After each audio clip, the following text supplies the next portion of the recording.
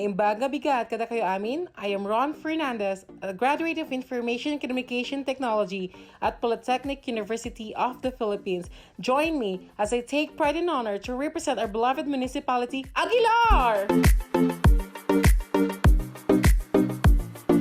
My advocacy is all about mental health awareness. Given this title would be a great impact for my advocacy. I can be a root for every people who experience the same dilemma with me, and I can be a voice for mental health warriors to surpass and join them with love and comfortment. This is an alarming emergency to take action, not just for ourselves but also for the society that is facing in today's trying times.